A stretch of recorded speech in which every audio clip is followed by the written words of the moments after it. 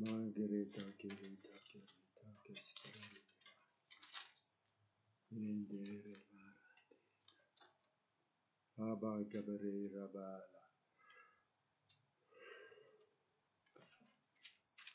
Rinda, Ramala, Randere.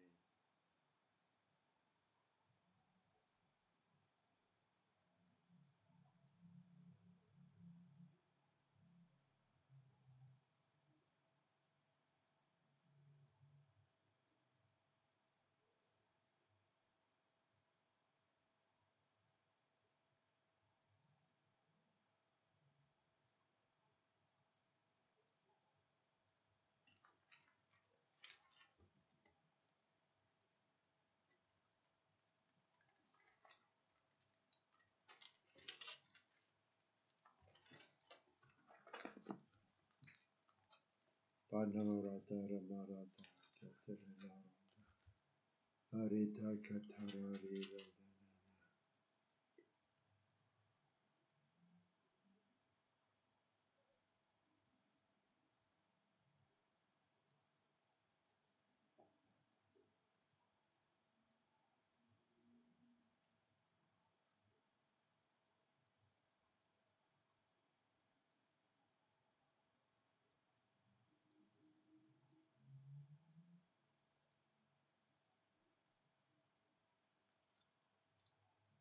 Randiba, Rita, Riberenda, Ta Cabreta, Cabaran, Derera, Basirete, Angia Baya Carandara, Aboro, Boro, Bolabarandara, Pariata, Labara, Labara.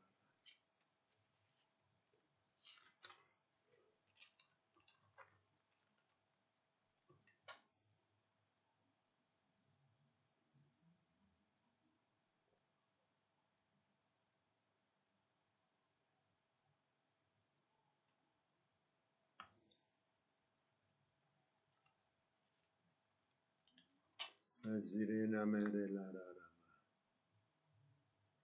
Aurora bere la ratangara.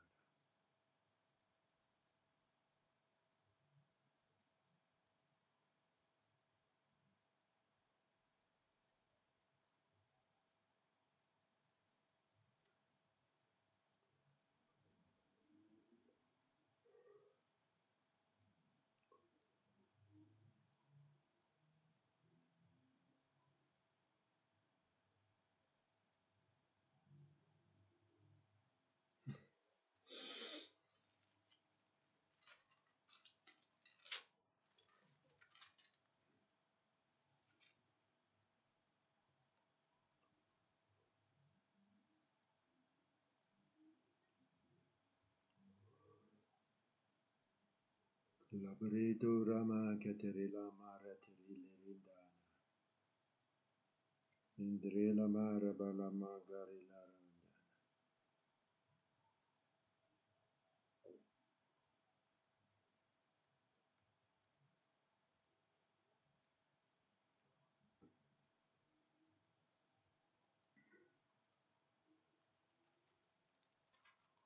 Irama cabrita mala mara.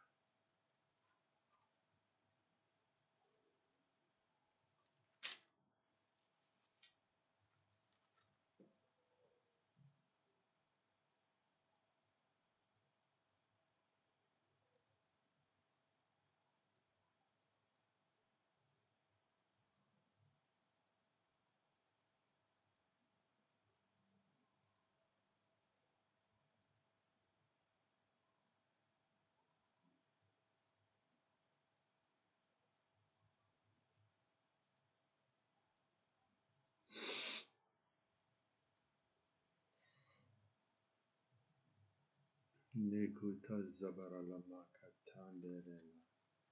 Gandara la bakatara balaba. Mera bala rendera malara tanda. Sere tayana. Ega mara la bangara tangare takati la bazire la marunda.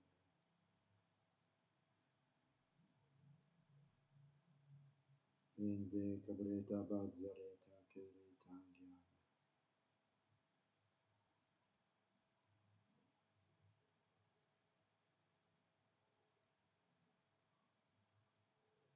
Embreza baralabaga baralirita. Belabaka tralaba. Indreta barandana. Izira balarandana malarantare laranda.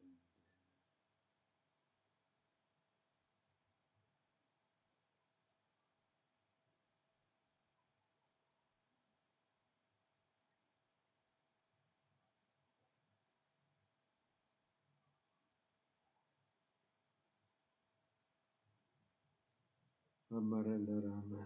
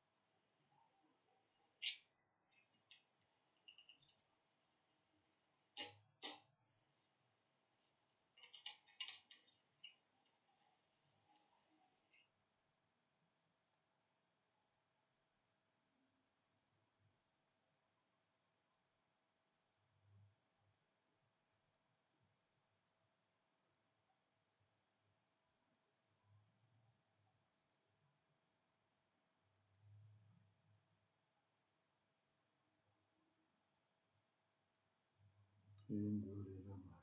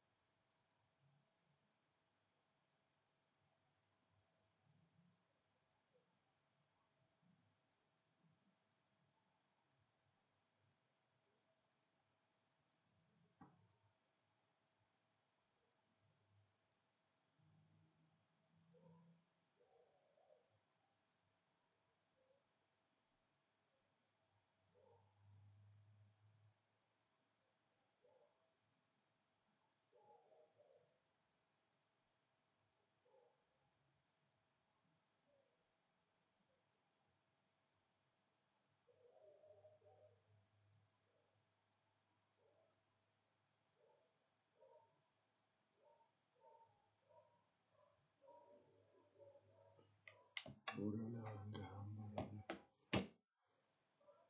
Beka barana kati.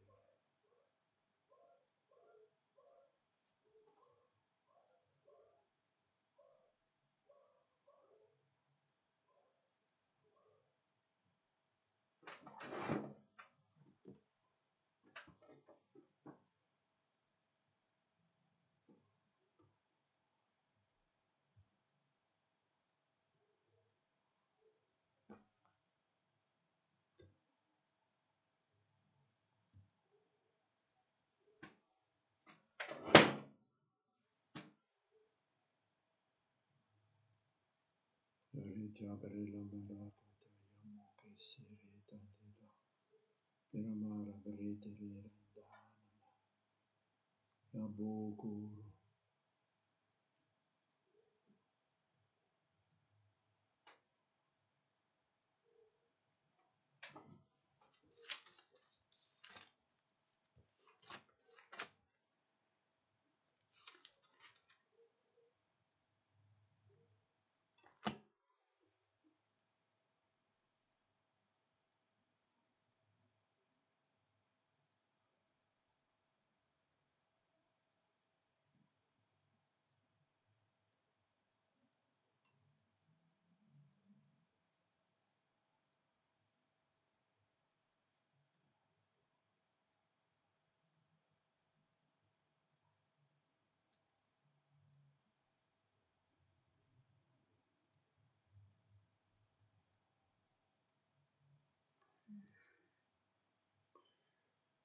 Unela Banga Barala Mangarena Magabara Aretangela Margarita Kira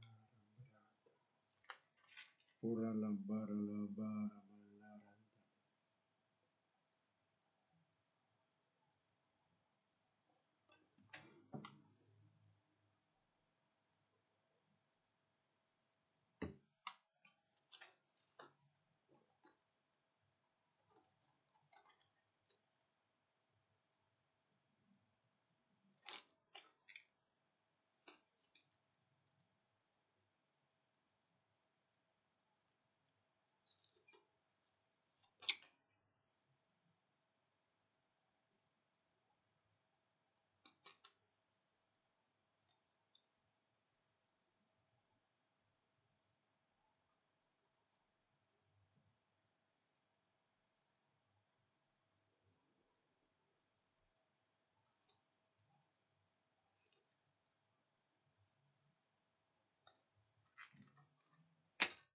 Nera bangi vitange.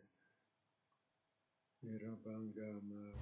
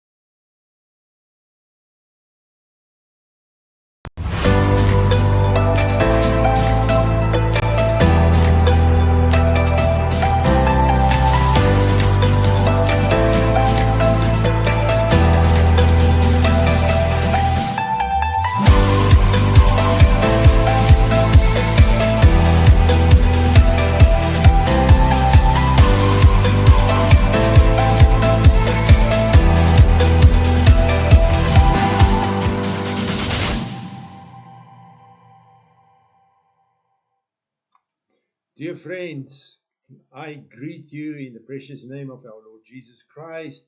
Hallelujah. My name is Yanni, and I am staying in Pretoria, South Africa, from where I'm talking to you. And tonight we will have word ministry again, and I invite everyone to hear what God is saying through the Holy Spirit to us. What I'm going to say to you tonight is coming out of the Bible. It is not any funny doctrines. It is not any something uh, some uh, new teachings. But what I'm going to share tonight with you is actually history.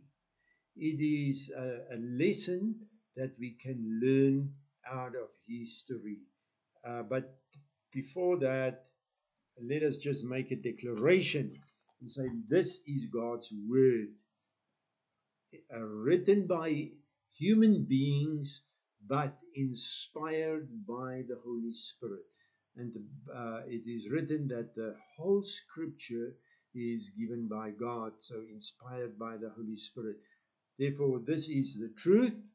It cannot be changed. This is the alive. God's word is alive. It is sharp, and it learns. It teaches us more about God, and it is also revealing God's will for us. So, therefore, Lord, I pray that tonight we will hear what you say, even though it might be old history for to us. But Lord, I pray that you will speak to someone, speak to me, touch me tonight, touch each and everyone listening. Welcome everyone. Welcome Janine and every other person who has joined in already. Now, as I have said, it is not some doctrinal doctrines that I'm going to preach tonight, share tonight. I am going to speak to you plainly out of history. And you see, many times it is easy to just let things go by. And at the stage when I looked at the life of Peter, the Apostle Peter, disciple, and then Apostle Peter, I was really amazed how much is being written about Peter uh, in the Bible. We know that Peter was one of the three disciples that they were close to Jesus, and many times he took the three, Peter, John, and James, he took them apart with him, and so every time the name of Peter is coming up, coming up, coming up. And last week we have talked about greater glory, and we are looking at the fact that um, the old, before Jesus was the law, and then Jesus came to fulfill the law. And last week specifically, we looked at the fact that the law had glory in such a way that the face of Moses was shining. And then we've seen out of the word, and specifically we also looked at 2 Corinthians 3, where Paul said that uh, under the new, under the Spirit, or in the Spirit, walking in the Spirit, led by the Spirit, where the Spirit is, there is much greater glory for us as believers. And so I want to show to you tonight what that, how that greater glory can be in a person's life, just looking at the life of Peter. Now, as I said, Peter's name came up so many times, but and we also see that Peter he was quick to talk. He was very quick to talk, and I think sometimes without really thinking, but he was quick to talk. And I've mentioned Matthew 16 many times to you, where Jesus asked the disciples, and he said to them, "Who do the people say that the Son of Man is?" Now we know that some, they said, uh, you are. Some say you are the John the Baptist. Others say you are Elijah or Jeremiah, one of the prophets. And then Jesus said, "But you listening to me, who do you say am I?" And then, as I've mentioned so many times, Peter was the first to respond. And I can I just stop here? I just want to show you, or first ask you a question before I carry on. I wanted to ask it in the beginning, and it just went out of my mind. How many of you have experienced that it seems that, or you may have experienced in the past that in your spiritual life, it is a seesaw, like a seesaw. The one moment you are up, and the next moment you are down, and then you are up, and then you are down. Feeling, appearing to you that uh, they are the high, spiritually high, and then spiritually low. It appears like that. I do not say that is it, but now I want to show you in the life of Peter how it was before the baptism of the Holy Spirit.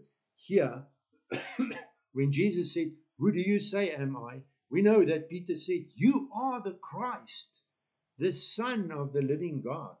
And that is in Matthew 16. And Jesus immediately said to him, "Blessed are you, Simon Bar-Jonah, for flesh and blood have not revealed this to you, but my Father who is in heaven." So this moment, Peter had really had a revelation from God.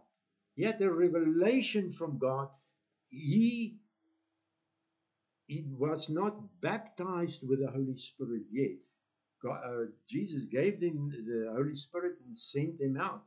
So, but he was walking with Jesus, and he surely, and Jesus said, "If you have seen me, you have seen the Father." So Peter had a revelation, and he heard the Father revealing it to him, because Jesus said, um, "For flesh and blood have not revealed this to you, but my Father who is in heaven." So the one moment, at this moment, Peter had a revelation where he really heard the Father speaking to him. And then Jesus said to him, "You are Peter, and on this rock I will build my church, and the gates of Hades shall not prevail, or shall not overpower it." And then he said, "I will give you the keys of the kingdom of heaven, and whatever you bind on earth must be what is already bound in heaven, and whatever you loose on earth must be what is already loosed in heaven." So Peter had this revelation, and Jesus said to him, "You are Peter. On this rock I will build my church, and you will have powers, the keys of heaven, the keys of the kingdom of heaven." Then Jesus carried on, and in verse 21, from that time forth, Jesus began to show his disciples that he must go to Jerusalem and suffer many things at the hands of the elders and the high priests and the scribes, and be killed, and on the third day be raised from the death. Now, remember, we've just said Peter had this revelation about Jesus, who he is, and it came from the Father. Now, the very, very next moment, when Peter heard that Jesus said that he must go, that Jesus had to go to Jerusalem and that he will suffer there, then Peter took him aside to speak to him privately. So Peter took Jesus privately away from the other people. He did not say this to Jesus in front of the other. And he said to them, and he began to reprove and charge him sharply, saying, "God forbid, Lord, this must never happen to you."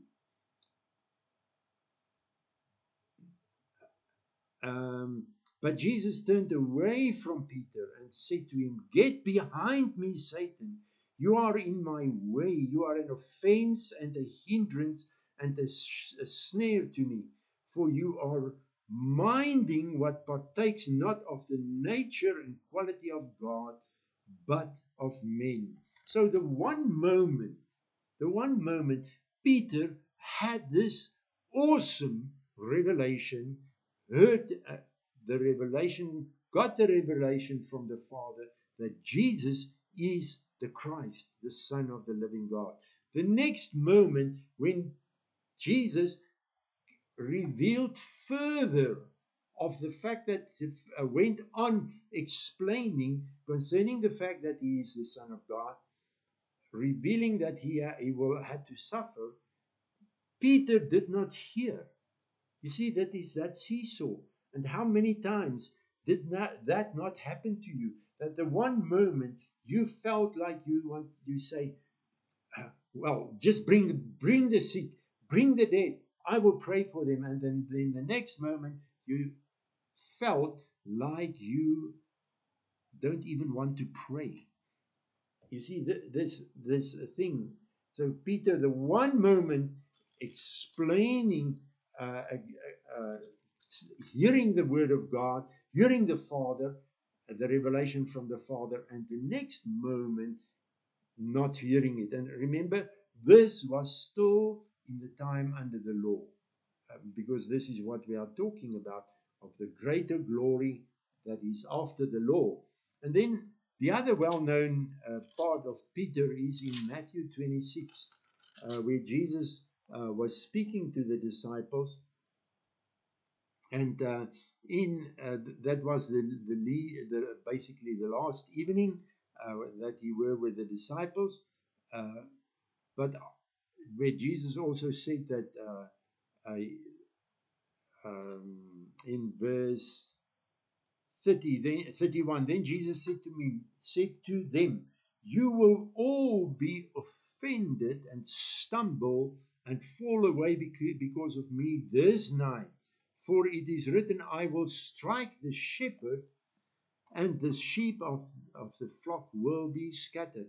And now again, Peter, and then Jesus said, but after I am raised, I will go ahead of you to Galilee. And then verse 33, Peter declared to him, though they are all offended and stumble and fall away because of you, I will never do so. Jesus said to him, solemnly, I declare to you, this very night, before a single rooster crows, you will deny and disown me 3 times. Peter said to him, even if I must die with you, I will not deny or disown you. And all the disciples said the same thing. So, and remember, this had happened before the baptism of the Holy Spirit. Peter was very full of himself and very sure of himself. Then let's go, and we know then Jesus was taken captive, and all the disciples flee as as Jesus foretold them. We know that Peter followed Jesus at a distance to the high priest's home, and then in verse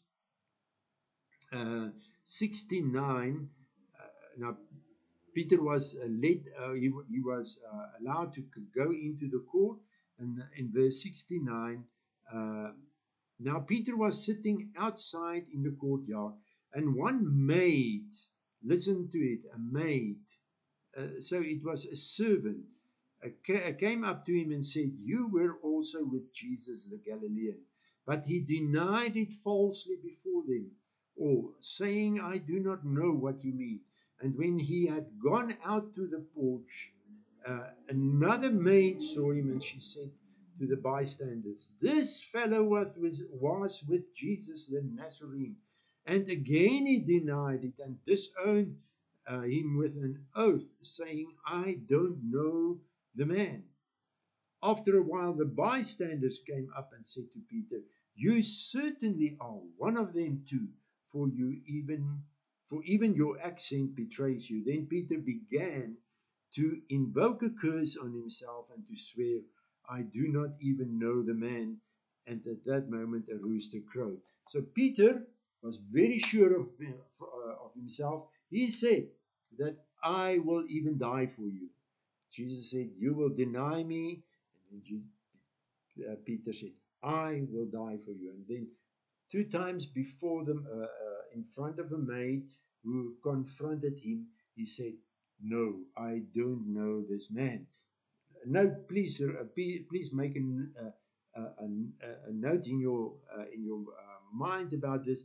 It it was a maid speaking, a servant speaking to him, and then the third time there were bystanders, and surely that were not really the leaders, because in the courtyard were the servants and the bystanders.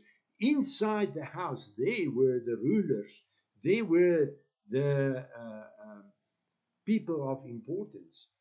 So, and then we go to the book of Acts, and we know that in Acts 2, the Holy Spirit was poured out as Jesus has foretold them, and as the prophets has prophesied it. The Holy Spirit was poured out in Acts 2, and we know that the people started, the 120 people on the among which Peter was one of them. They started speaking in tongues, and people said, we read it, Acts 2, verse 13. But others made a joke of it and derisively said, "They are simply drunk and full of sweet wine." But Peter, standing with the 11, raised his voice and addressed them, "You Jews," and so on. Then he says, "For these men are not drunk as you imagine." And then the rest of Acts 2, Peter explained to the people. And remember, he was now just baptized with the Holy Spirit. And keep in mind that Jesus said to the disciples, "You shall receive power when the Holy Spirit has come upon you, and you shall be my witnesses." So Peter received the promise that what Jesus said will happen. You will be baptized with the Holy Spirit, with power. And now Peter became a witness. Just a couple of days ago, he was afraid to speak before the servants, to say that he is part of Jesus. Now, after being filled with the Holy Spirit, filled with power, he preaches, and he's speaking to the lot of people, because if we look there, he says, "You Jews and all you residents of Jerusalem."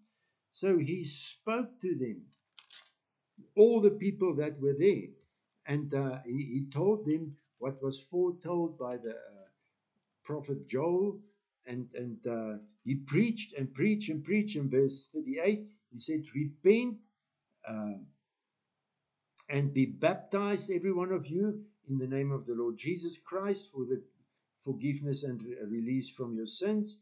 And then he talked about, "For the promise of the Holy Spirit is for you and your children." And we know what happened. 3,000 people were baptized. We read that in Acts 2, verse 41. 3,000 people were baptized that day when Jesus explained what was promised and what happened. Does that not sound to you like greater glory than what was when he was still under the law? Because remember, when Jesus died, he fulfilled the law. When Jesus died, he became the end of the law. So that moment when Jesus died on the cross, the dispensation of the law ended. And then Jesus was raised from the dead, and 10 days later, he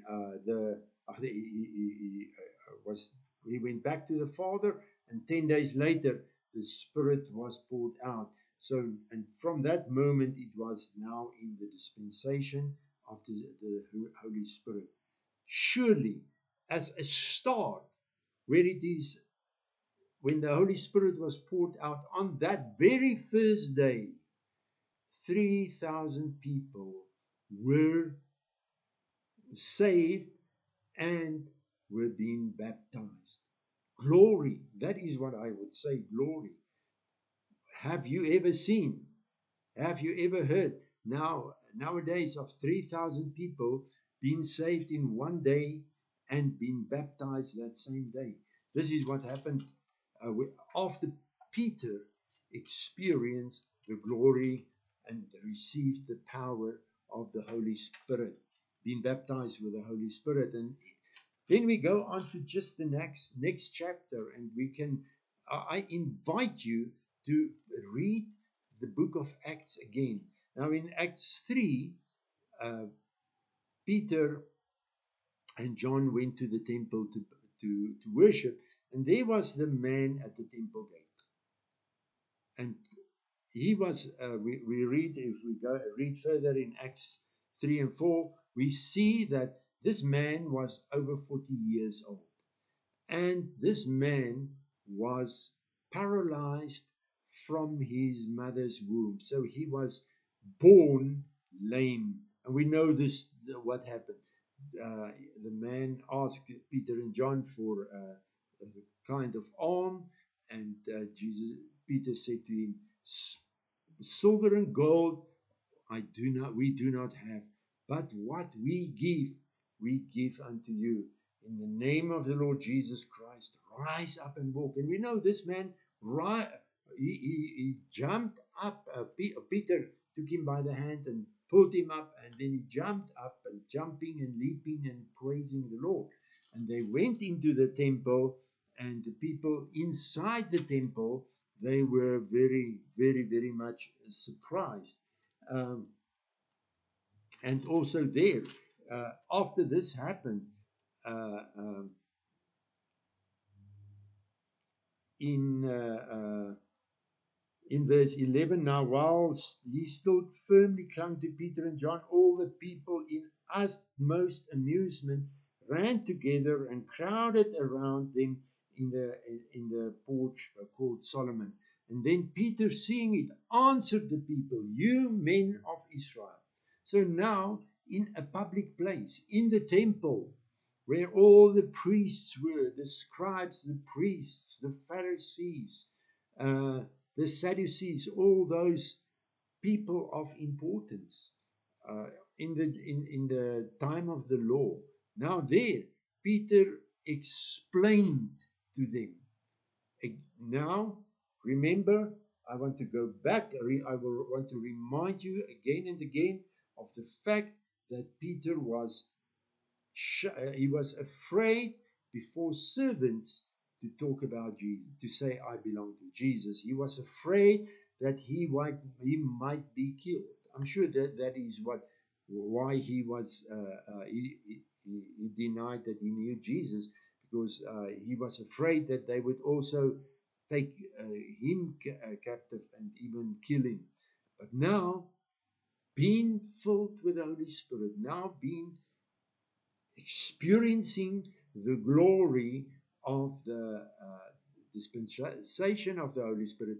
Now in the temple, he's talking, and he's again telling the people about why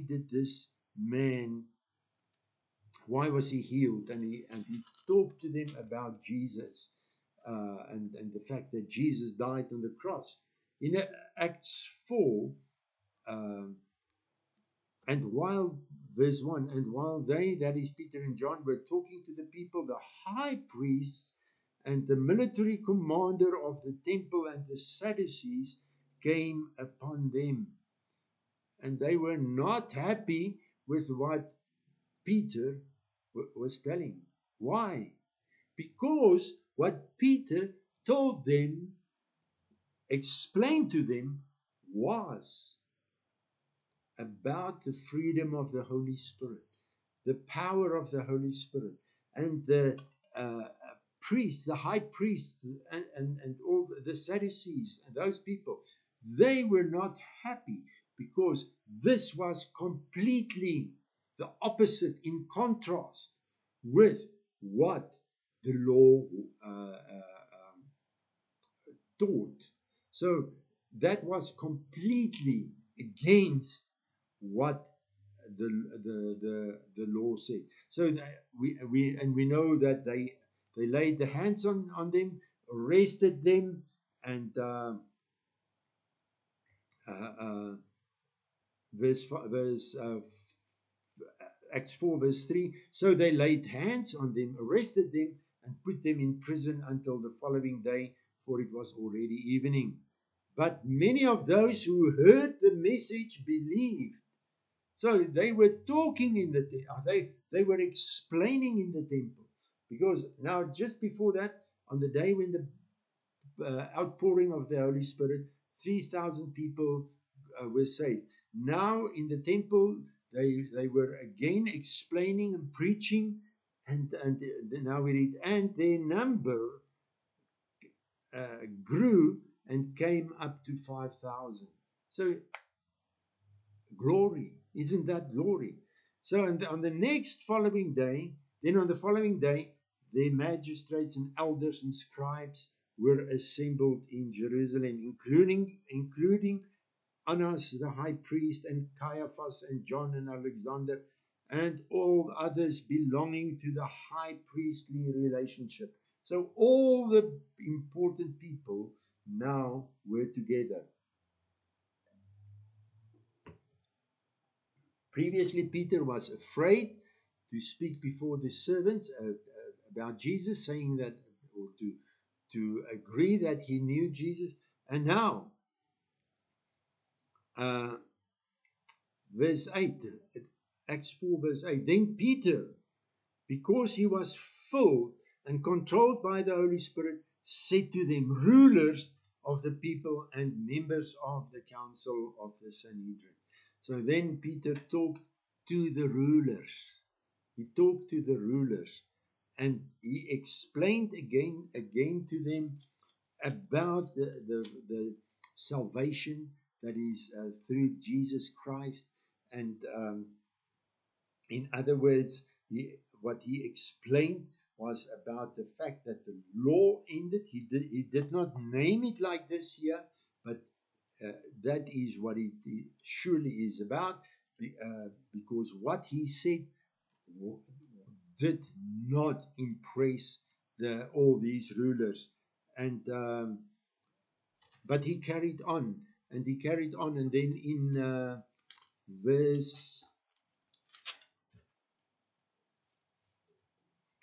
Acts 4 verse 13, now when they saw the boldness and unfettered eloquence of Peter and John, and perceived that they were learned and untrained in the schools, in other words, they were common men with no educational advantages, they marveled and they recognized that they had been with Jesus. So in this, being baptized with the Holy Spirit puts you, it's not making you a better Christian, but it endues you with power. You enter into the realm of glory, what we have looked at last week in 2 Corinthians 3. So Peter and John talked to them, and he said to them in Acts 4 verse 19. Now remember, again, previously afraid to speak. Now Acts 4 verse 19, but Peter and John replied to them, whether it is right in the sight of God to listen to you and obey you rather than God, you must decide. But we cannot help telling what we have seen and heard. By the power of the Holy Spirit, it touches, or the power of the Holy Spirit, the baptism of the Holy Spirit brings change. It makes you, one of the things that we see here, from being afraid, from being shy. It's giving you boldness. And surely, again, entering into the greater glory. Hallelujah. If we go to Acts 5, that well known part of Ananias and Sapphira, the, the two people who sold their property, and first Ananias came to Jesus, and he said to him, here's the money of what we sold. Came to Peter, and then Peter said to him, Ananias, why has Satan filled your heart that you should lie and attempt to deceive the Holy Spirit, and should withdraw secretly and appropriate to your own part of the price of the sale of the land? So, the Holy Spirit, or in this, the Holy Spirit, and then in this dispensation of the Spirit, we as believers receive the gifts of the Holy Spirit, and that is bringing forth glory, and it's giving us a word of knowledge. And we know what happened, Ananias, because of the fact that he tried to lie and tried to deceive the Holy Spirit. Now I think he came to Peter and said, here's the money for what we have sold. And the way I think he has done it was showing that, saying that all that we are giving everything, the whole price, but they held back some of the price, and so it is not holding back the some of the money, but it is trying to deceive the Holy Spirit. And then we know that Sapphira, she also came, she agreed or confirmed the same what her husband said, and then she also died. Acts 5 verse 12, let us read there. Now by the hands of the apostles, and surely that is Peter as well, numerous and startling signs and wonders were being performed among the people. When last have you experienced or seen or performed a startling sign? The King James says, and by the hands of the apostles were many signs and wonders. Wonders, signs and wonders, startling signs. That is glory. That is revealing the glory of God, my friends. And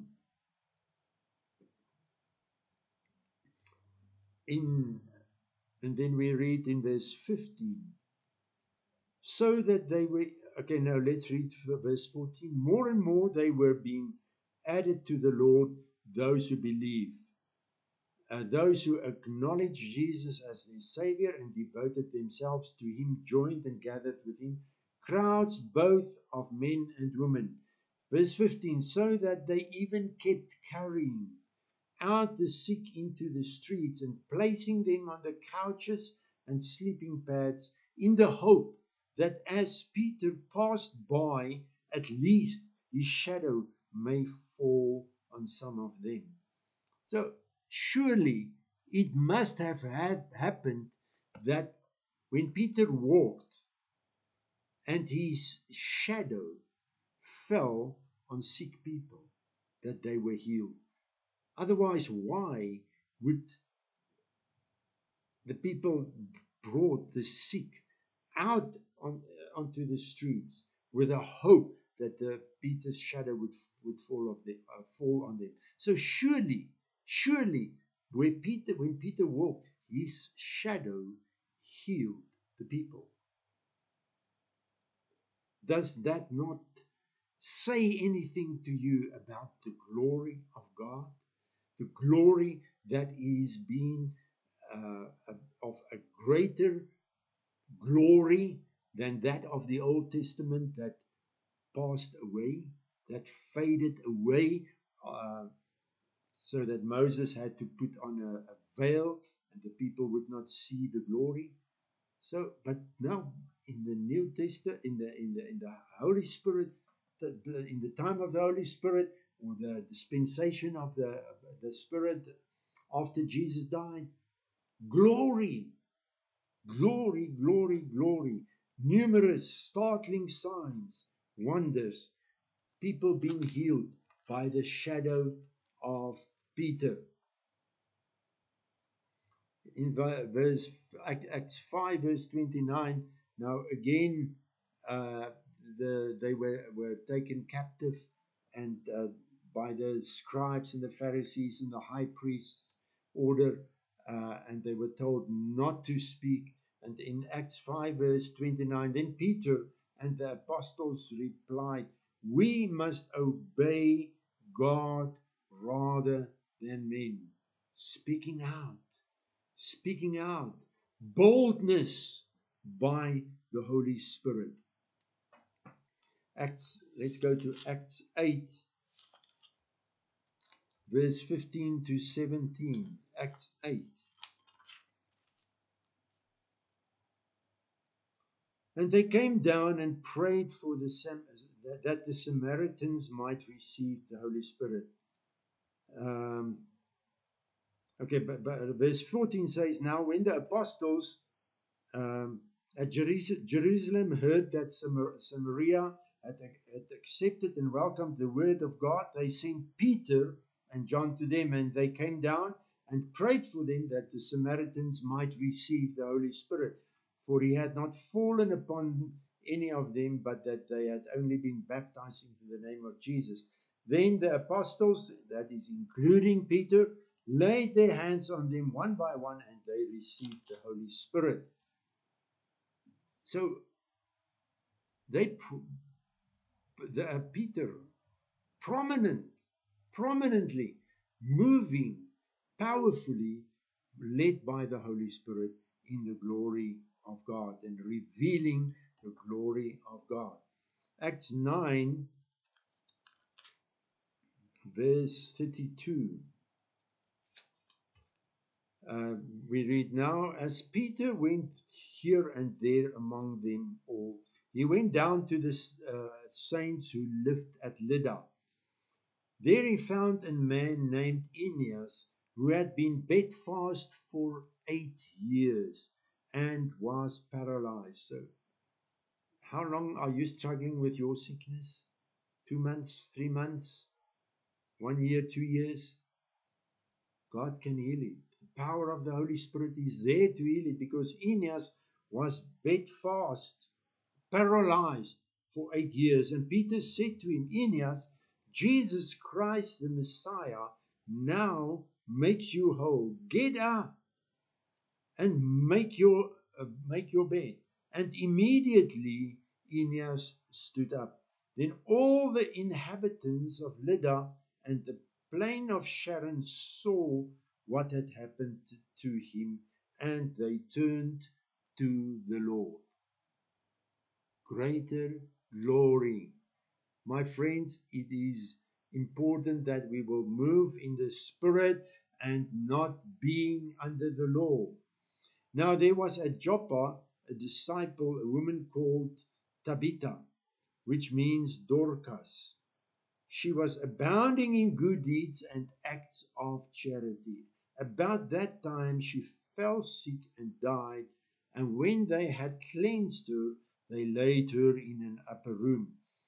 Since Lydda was near Joppa, the disciples, hearing that Peter was there, sent 2 men to him, begging, do come to us without delay.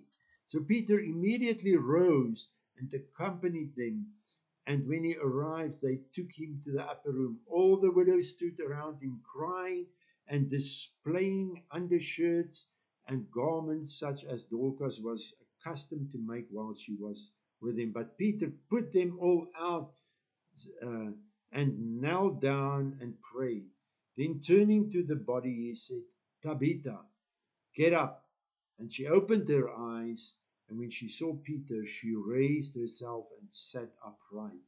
And he gave her his hand and lifted her up, then calling in God's people and the widows, and he represented her to them alive.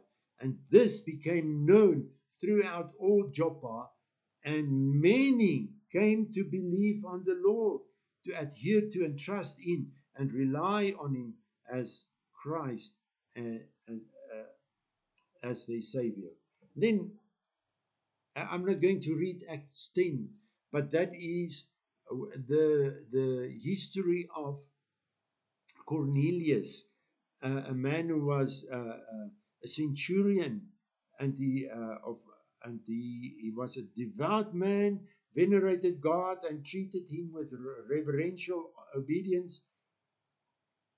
And then an angel, excuse me, an angel appeared to Cornelius and said to him, "Send someone to get Peter." And Peter he had the vision of the blanket coming out of the heaven with all kinds of animals.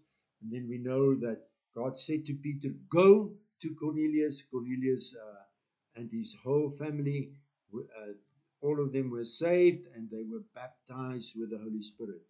So, my friends, this is just pure history that I have shared with you. It's just history. It's no really doctrines and so on. But I want you to realize and see and that it will come to your mind. And I'm the same to me, that we will realize the law and trying to do things to to sort of become righteous before God. That does not work out. It will not bring glory. It will just bring condemnation. Peter, as we looked quickly at his life before the baptism of the Holy Spirit and then after the baptism of the Holy Spirit, we can clearly see that Peter stepped out of the law, out of being bound, out of being condemned, out of being limited. He stepped into a life of greater glory than it was in the time of the law. So you and I pray that we will realize this every day more and more. And the more, and I invite you, just go and read Acts, the book of Acts again, and specifically looking at what how Peter was prominent and how he stepped into this greater glory. Let this be an inspiration to you. Let this be that you will say, yes, I want to also walk, because this is what Peter has done. He walked in this greater glory. And the good news is, this greater glory is also for you.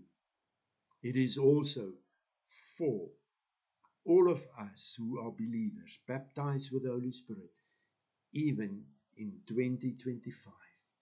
We are called to show forth the glory of God. We are saved by grace through faith so that we can show forth the glory of God and experience and live in a greater glory. My friends, I'm so thankful for the Lord God, or towards the Lord God, that He has chosen us and allowed us to be co-workers with Him, to be filled with the same Holy Spirit that Jesus was being filled with, to have the same, exact same power that Jesus had. And remember what we said last week, where we read in John 17, where Jesus said to the Father, I have given them the same glory that you have given me. So I thank God that He has given us glory, that He allows us to walk in His glory. And let us go forth more than ever before, revealing God's glory, walking, living in the glory of God. And as Peter experienced it, when he spoke about, when he preached the gospel, when he explained it, people got saved. People got baptized, got saved and baptized. So I pray that you and I will go forth and that we will experience and live in the greater glory in the same way that Peter and obviously Jesus has lived in. Thank you, Lord. Thank you for your Holy Spirit. Thank you that we can experience your glory and that we can show it forth. My friends, see you then on Tuesday evening when we will have a prayer ministry again. You are so welcome to send through your prayer requests. Hallelujah.